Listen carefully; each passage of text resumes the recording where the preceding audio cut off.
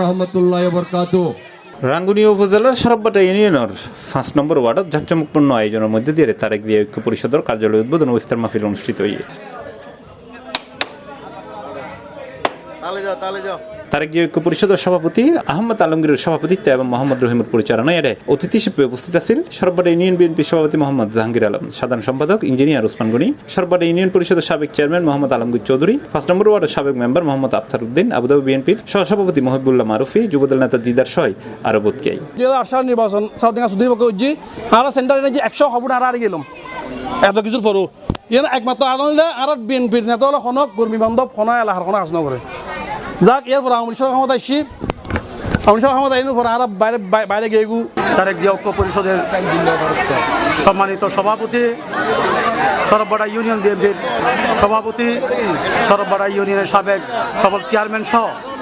সরববাটা ইউনিয়নের বিএনপি অঙ্গ সহযোগী সংগঠনের নেতৃবৃন্দ সবাইকে জানাই সরববাটা ইউনিয়ন এবং রাঙ্গুনিয়া উপজেলা বিএনপির পক্ষ থেকে সালাম ও মুবারকবাদ। ক্লাব পুনর্নির্মাণের যে আয়োজন করেছেন যারা প্রবাস থেকে এবং দেশের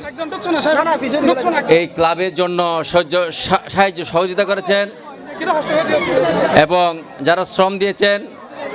সবাইকে আমি শুভেচ্ছা ও অভিনন্দন জানাচ্ছি। এই যে আমরা অতীতে যারা ক্লাব এই বিভিন্ন সংগঠন করেছি সবার মুখ্য উদ্দেশ্য হচ্ছে ন্যায় প্রতিষ্ঠা করা, সমাজে অন্যায়ের বিরুদ্ধে রুখে দাঁড়া। রমজান মাস সংযমের মাস, উপকার করার মাস, দোয়ার মাস